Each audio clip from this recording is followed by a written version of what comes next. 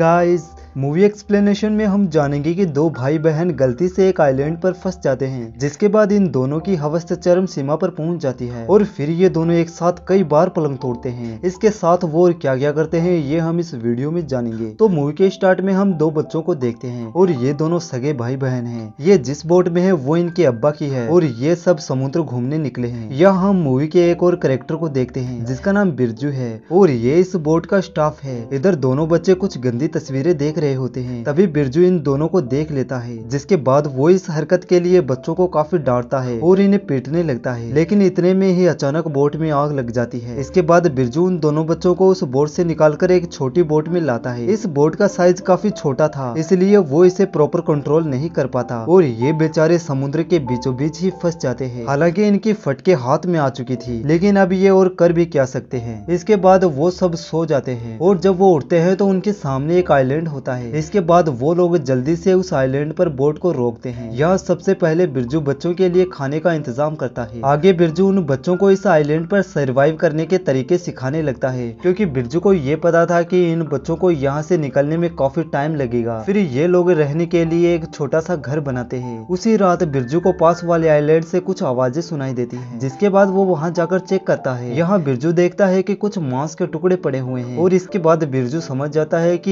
ये जगह उनके लिए बिल्कुल भी सेफ नहीं है। इसके बाद वो बच्चों के पास आकर उन्हें समझाता है कि तुम कभी भी उस आइलैंड पर मत जाना, क्योंकि वहाँ पर खतरा है। लेकिन बिरजू में उस आइलैंड को लेकर कुछ ज्यादा ही खुजली थी, इसलिए वो उस आइलैंड पर फिर से जाता है। लेकिन इस बार बिरजू वापस नहीं लौटता। इसके बाद वो बच्चे काफी देर तक बिरजू का वेट करते हैं, लेकिन जब वो वापस नहीं लौटता तो वो बच्चे उस आइलैंड पर जाने की सोचते हैं। फिर वो बच्चे उस आइलैंड पर जाते हैं जहाँ जाने से बिरजू ने उन्हें मना किया था। यहाँ आकर बच्चे बिरजू की बॉडी को देखते हैं और काफी डर जाते हैं। यहाँ उन बच्चों को ये समझ आ जाता है कि यहाँ कुछ ना कुछ गड़बड़ है और फिर वो दोनों उस आइलैंड पर कभी नहीं जाते। ऐसे ही करते हुए काफी दिन निकल जाते हैं और अब ये दोनों बच्चे भी काफी बड़े हो जाते हैं। इन दोनों को पेलम पेली का कुछ भी पता नहीं होता, बस ये कभी कभी दबाव कार्यक्रम और उंगल प्रसारण करने लगते हैं, जिससे ये दोनों स्वर्ग के दर्शन कर लेते हैं। लेकिन ये कैसे और क्यों होता है इसका पता इन्हें नहीं होता। इसी बीच इनकी हवस अब हद से पार हो रही थी, क्योंकि यहाँ हम देखते हैं कि रिचार्ज को अपनी बहन को नहाते हुए देखना काफी अच्छा लगता है और वो छुप छुप के हमेशा अपनी बहन को देखता रहता है। इधर बैटरी की हवस भी भड़क जाती है, क्योंकि वो भी कहीं ना कहीं रिचार्ज की तरफ अट्रैक्ट हो रही थी और उसका ये वाला आकर्षण फिजिक्स के लिए था। फिर एक रात जब इनके हार्मोन्स बेकाबू हो जाते हैं तो रिचार्ज बैटरी को चार्ज करने लगता है, लेकिन बैटरी को इससे कुछ अजीब लगता है, इसलिए वो उसे ऐसा करने से मना कर देती है। लेकिन हवा पानी और हवस को जितना भी रोको वो रुकती कहाँ है। एक दिन जब बैटरी सो रही होती है तब रिचार्ज उसे फिर से पेलने की कोशिश करता है, परंतु इस बार भी वो उसे पेलने में फेल हो जाता है, क्योंकि बैटरी की आंखें खुल जाती हैं। ये एक ऐसी हवस होती है जिस पर हम ज्यादा देर तक कंट्रोल नहीं कर सकते। अगर हम कंट्रोल करना भी चाहे तो काफी प्रॉब्लम्स होने लगती है। कुछ ऐसा ही रिचार्ज के साथ भी हो रहा था। वो अपने कबूतर की भूख नहीं मिटा पा रहा था, इसलिए वो धीरे धीरे चिड़चिड़ा होने लगा और वो बेवजह अपनी बहन पर गुस्सा होकर वहाँ से चला जाता है। आगे हम देखते हैं कि रिचार्ज समुद्र के किनारे आकर अपने कबूतर को हिलाने लगता है, लेकिन बैटरी उसे ऐसा करते हुए देख लेती है और वो उसे ऐसा करने से मना भी करती है। लेकिन रिचार्ज अब कहाँ रुकने वाला था, वो तो अब और भी जोर जोर से अपने कबूतर को हिलाने लगता है। इसके बाद हम देखते हैं कि रिचार्ज की नजर एक शिप पर जाती है जो उनके आइलैंड के पास ही आ रहा था। शिप को देखकर रिचार्ज इसे दूर से ही इशारे करने लगता है, लेकिन इतनी दूर से उसे कोई भी नहीं देख पाता। इसके बाद वो बैटरी के पास जाता है और उस पर गुस्सा होने लगता है, क्योंकि उन्होंने पहले से ही काफी सारी लकड़ियां इकट्ठी कर रखी थी ताकि अगर कोई शिप उनके आइलैंड से गुजरे तो वो इन लकड़ियों को जलाकर धुआं कर सके। लेकिन बैटरी उन लकड़ियों को जलाती ही नहीं। इसके बाद वो रिचार्ज से कहती है कि मुझे अब इस आइलैंड पर ही रहना है। इस पर रिचार्ज काफी चिड़चिड़ा हो जाता है, क्योंकि एक तरफ तो उसकी प्यास नहीं मिट रही थी और दूसरी तरफ वो शिप को भी नहीं रोक पाया। इसके बाद वो एक कमजोर सी नाव बनाता है और समुद्र पार करने के लिए निकल पड़ता है, लेकिन वो नाव आधे रास्ते में ही डूब जाती है और उस बेचारे को उल्टे पैर वापस आना पड़ता है। और ये देखकर बैटरी उस पर हंसने लगती है, जिस वजह से उनमें लड़ाई हो जाती है। यहाँ उनकी लड़ाई इतनी बढ़ जाती है कि वो अलग अलग रहने लगते हैं। आगे हम बैटरी को देखते हैं। ये एक अजीब सी मूर्ति पर फूल चढ़ा रही थी, क्योंकि बैटरी उस मूर्ति को अपना भगवान मानती थी। एक दिन जब वो उस मूर्ति पर फूल चढ़ाकर वापस लौट रही थी तो गलती से उसका पैर एक जहरीली मछली पर पड़ जाता है, जिसके बाद वो वहीं पर बेहोश हो जाती है और इसके बाद से बैटरी काफी ज्यादा बीमार भी होने लगी थी। इधर एक दो दिन तो रिचार्ज को बैटरी के बारे में पता नहीं लगता, लेकिन जब काफी टाइम निकल जाता है तो रिचार्ज बैटरी के पास उसका हाल पूछने जाता है। यहाँ बैटरी उसे कहती है कि तुम मुझे उसी मूर्ति के पास ले चलो, क्योंकि मेरा भगवान ही मुझे ठीक करेगा। इसके बाद हम देखते हैं कि बैटरी एकदम सही हो जाती है और इसी के चलते एक दिन रिचार्ज रिचार्ज खुद से अपना कंट्रोल भी खो देता है और उसकी हवस उसके चेहरे से साफ साफ झलकने लगती है। इधर बैटरी भी रिचार्ज के इशारे समझ जाती है और वो उसके आगे घोड़ी बनने को तैयार हो जाती है, क्योंकि इस बार बैटरी की हवस भी जाग चुकी थी और वो दोनों वहीं पर जोर जोर से पलंग तोड़ कार्यक्रम शुरू कर देते हैं। इसके बाद तो भाई उनकी प्यास काफी बढ़ जाती है। वो न तो दिन देखते हैं, न रात, न गर्मी, न बरसात मिले, जब उनको मौका करने लगते हैं पलंग तोड़ की शुरुआत। ये दोनों हर तरीके से पलंग तोड़ते हैं, कभी टांग उठाकर, कभी मुंह में, कभी पिछवाड़े में, बस टपाटप ही करते रहते हैं। लेकिन जब एग्जाम दी है तो रिजल्ट भी आना ही है और एक दिन बैटरी को उल्टियां होने लगती हैं। उन दोनों को समझ नहीं आता कि ये क्यों हो रहा है, लेकिन फिर वो इस बात को इग्नोर कर देते हैं। कुछ दिनों बाद बैटरी का पेट फूलने लगता है। यहाँ बैटरी को भी ये सारी चीजें समझ में नहीं आ रही थी, लेकिन ये दोनों फिर भी पेलम पेल, पलंग तोड़, उंगली कार्यक्रम ये सब करते ही रहते हैं। इसके बाद जब एक दिन रिचार्ड जंगल में घूम रहा होता है तो उसकी नजर कुछ आदिवासियों पर पड़ती है जो देखने में इंसानों के जैसे ही थे। यहाँ मैं आपको बता दूं कि उस आइलैंड पर कोई खतरा नहीं था सिवाय इन आदिवासियों के, और इन्होंने ही स्टार्टिंग में बिरजू को मारा था। उन आदिवासियों को देखकर रिचार्ड समझ जाता है कि वो उनके लिए खतरा है और वो दौड़ता हुआ अपनी कुटिया में चला जाता है। यहाँ आकर रिचार्ड देखता है कि बैटरी ने एक बच्चे को जन्म दिया है, लेकिन वो बच्चा जोर जोर से रोने लगता है, जिसके बाद उन्हें समझ नहीं आता कि ये रो क्यों रहा है। तभी वो ये गेस करते हैं कि शायद इसे भूख लगी है और वो उसे फल खिलाने लगते हैं। लेकिन वो छोटा सा बच्चा जिसे धरती पे आए 1 घंटा भी नहीं हुआ था, वो आखिर फल कैसे खा सकता है। इसके बाद बैटरी उस बेबी को चुप कराने के लिए अपनी गोद में उठा लेती है, जिससे गलती से उस बच्चे का मुंह बैटरी के पपीते पर लग जाता है और वो स्तनपान करने लगता है। यहाँ वो दोनों समझ जाते हैं कि इस बेबी को स्तनपान ही करना था। कुछ दिनों बाद हम देखते हैं कि एक शिप उनके आइलैंड के पास आ रहा था, जिस पर उन दोनों के फादर ही थे जो अभी तक अपने बच्चों को ढूंढ रहे थे। यहाँ वो बैटरी और रिचार्ज को देख लेते हैं और उन्हें बचाकर अपने साथ ले जाते हैं और मूवी यहीं पर खत्म हो जाती है। गाइस, ऐसी वीडियो को बनाने में काफी मेहनत लगती है, तो आप वीडियो को लाइक और चैनल को सब्सक्राइब कर थोड़ी सी हेल्प जरूर कर देना। Thank you.